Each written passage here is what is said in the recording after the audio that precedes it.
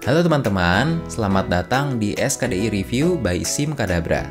Di sini kita akan membahas setiap penyakit dalam SKDI satu persatu sampai tuntas, mulai dari konsep dasarnya, patogenesis, hingga tata laksana lengkapnya.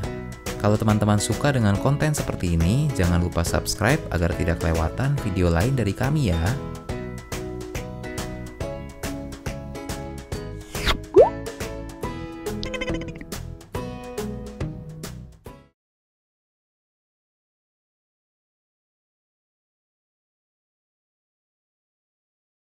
Oke, sekarang kita akan membahas mengenai sklerosis multiple ya teman-teman.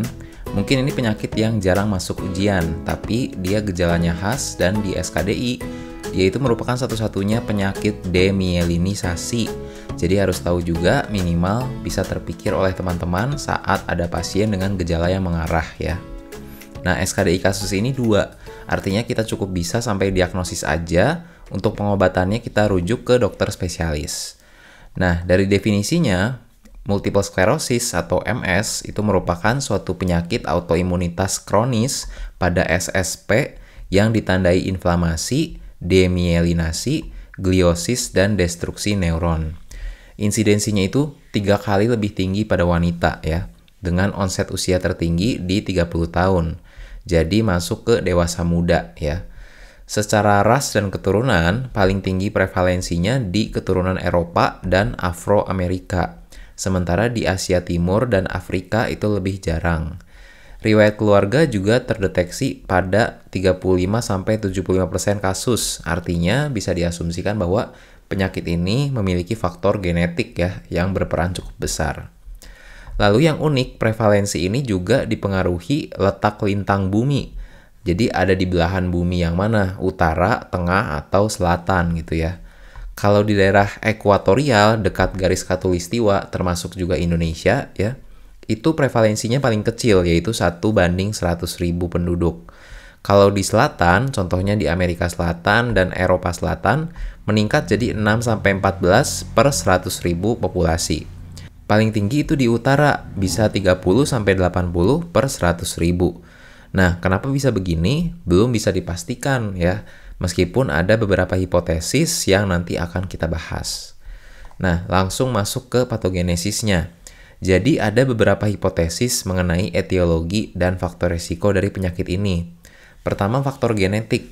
Jadi beberapa peneliti mengkaji adanya mutasi genetik tertentu yang konsisten selalu ada di setiap penderita MS. Misalnya kayak Down syndrome selalu ada trisomi kromosom 21 gitu ya. Nah, mutasi yang konsisten ini tidak ditemukan, tapi adanya beberapa gen khusus yang diduga berhubungan karena sering ditemukan meskipun gak selalu pada penderita MS. Contohnya HLA-DR kromosom 6 ini yang paling sering, lalu gen berikut-berikutnya ini itu semakin menurun persentasenya.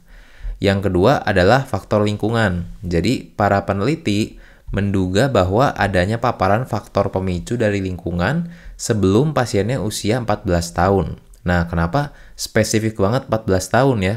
Ingat tadi prevalensi MS itu kan ada yang letak lintang itu ya. Nah, jadi sempat dilakukan penelitian juga terhadap beberapa orang dengan usia yang bermacam-macam yang melakukan migrasi dari daerah prevalensi rendah MS ke daerah prevalensi tinggi.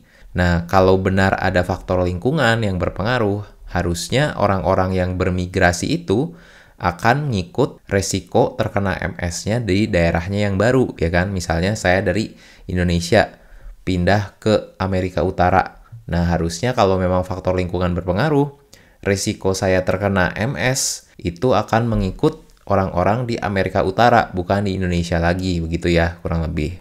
Nah, ternyata ditemukanlah cut-off usia, yaitu 14 tahun. Jadi kalau misalnya saya migrasi ke Amerika Utaranya di bawah 14 tahun, maka saya akan ngikut resiko orang Amerika Utara. Sementara kalau saya migrasinya lebih dari 14 tahun, maka saya ngikut tetap orang Indonesia. Berarti peneliti akan beranggapan bahwa paparan faktor lingkungannya terjadi sebelum dia usia 14 tahun, ya kan? Hipotesisnya itu bisa infeksi atau kekurangan vitamin D. Nah, setelah paparan ini terjadi, ada periode latensi selama beberapa tahun Baru onset gejala pertama MS-nya itu akan paling sering muncul di usia sekitar 30-an ya. Mekanisme apa yang terjadi? Pertama ada aktivasi sistem imun. Sel-sel imun adesi pada endotel menyebabkan reaksi inflamasi di sana sehingga merusak sawar darah otak atau blood-brain barrier. BBB ini ya awalnya berperan meregulasikan sel, ion, atau molekul-molekul apa saja yang bisa masuk ke parenkim otak. Tapi karena dia rusak, sel imun jadi bisa masuk parenkim otak khususnya di daerah sekitar vena atau perivenula dan menyebabkan kerusakan neuron di sana. Pada fase akut penyakit hanya akan terjadi demyelinasi saja. Nah, demyelinasi dan kerusakan BBB ini akan tampak di pemeriksaan MRI sebagai plak berbatas tegas di sekitar ventricle. Nah, bentukannya seperti jari-jari gitu. Nah, itu makanya sebutannya Dawson fingers ya. Itu khusus MRI yang di kepala. Tapi tidak hanya di situ saja, karena bisa mempengaruhi juga organ SSP lain, misalnya medula spinalis, cerebellum, batang otak, dan nervus opticus. Nah, teman-teman mungkin kepikiran ya, kenapa nervus opticus disebut SSP? Padahal kan nervus opticus itu masuknya ke nervus kranial ya, di luar organ SSP. Nah, awalnya saya juga mikir gitu teman-teman. Tapi ternyata khusus olfaktorius ya, dan opticus, mereka itu masuk ke SSP juga. Karena secara embriologis, mereka berkembang dari prekursor yang sama dengan SSP. Nah, maka multiple sclerosis mempengaruhi nervus opticus itu tetap sah-sah aja ya, dia hanya eksklusif mempengaruhi SSP, bukan ke saraf tepi. Nah, mielin itu kan fungsinya untuk mempercepat jalannya impuls syaraf. Jadi kalau misalkan dia rusak mielinnya, konduksi syaraf akan melambat sehingga terjadilah defisit neurologis. Defisitnya apa? Tergantung dari lokasinya. Kalau di nervus opticus bakal bikin optik neuritis. Kalau kena ke papil nervus opticusnya, namanya jadi papilitis. Kalau kena di belakang bola mata, berarti kenanya retrobulbar neuritis. Nah, kondisi ini menyebabkan skotoma sentral ya. Jadi, lapang pandangnya atau penglihatannya buram mendadak di pandangan sentralnya, disertai nyeri saat menggerakkan bola mata. Ada juga UTOF phenomenon, di mana visusnya itu memburuk dalam keadaan suhu tubuh lagi tinggi. Misalnya saat olahraga, mandi air panas, atau saat sauna gitu ya. Nah, dari funduskopi bisa terlihat juga edem papil kalau dia papilitis. Tapi kalau dia retrobulbar, dan lebih seringnya itu yang retrobulbar ya, dia papilnya akan normal, jadi funduskopinya semuanya normal. Sedangkan kalau dicek refleks pupil, bisa ada RAPD atau Marcus Gunn pupil pada mata yang terkena. Kalau kenanya ke medula spinalis, bisa terdapat paraparesis yang simetris ataupun asimetris dengan progresi yang cepat. Ada bisa juga parestesi ascending, defisit propriosepsi, disfungsi sphincter, refleks patologis positif. Ya, jadi intinya dia bisa karena jaras apa aja yang ada di medula spinalis dan sifatnya sangat beragam. Terus ada juga Lermite sign. Ini merupakan pemeriksaan provokasi di mana pemeriksa memfleksikan leher pasien ke arah dada. Lalu pasiennya kalau hasilnya positif akan timbul sensasi sengatan listrik. Jalannya dari tengkuk turun ke punggung ya. Nah, pemeriksaan ini sering keluar di soal teman-teman. Jadi harus diingat Lermite untuk multiple sclerosis dengan interpretasinya kalau ada sengatan listrik ke bawah dari tengkuk itu berarti positif ya.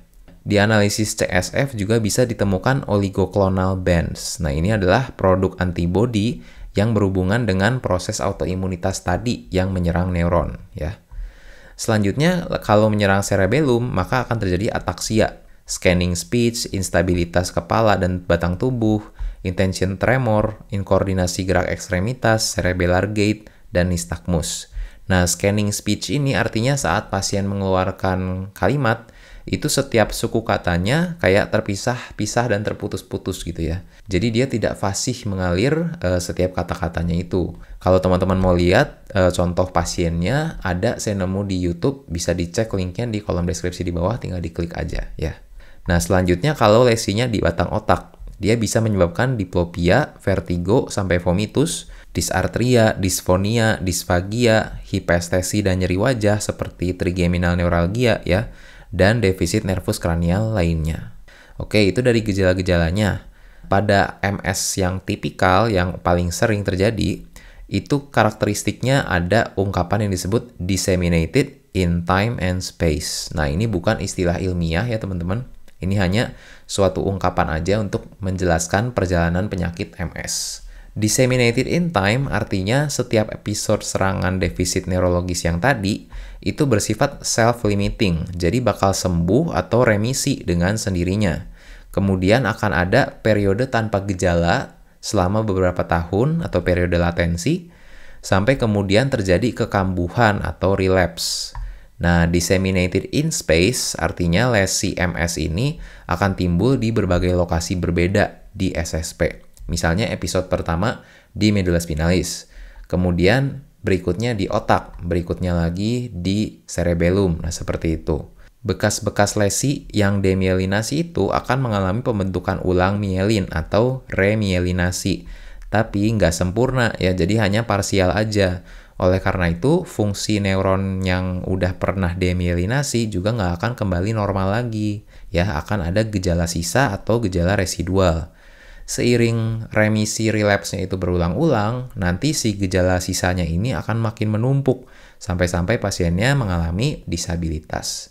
Jadi teman-teman kalau mau mendiagnosis MS, ingat harus eksklusif SSP, dan harus ada disseminated in time and space. Nah, itu kalau misalkan udah terpenuhi, bisa langsung curigai MS. Kalau misalkan belum, harus investigasi lebih lanjut. Nah, ini ada klasifikasinya. Pertama yang relapsing remitting yang tadi ya, yaitu 70-80% dari seluruh kasus MS. Tapi ada juga bentuk primary progressive atau PP yang terjadi pada 15-20% kasus MS. Di sini gejalanya akan terus-menerus progresif sejak onset penyakit, ya, tidak ada remisi dan relapse. Bentuk ini biasanya terjadi kalau onset MS-nya itu di atas 40 tahun, sedangkan tadi paling seringnya itu di usia 30-an, ya.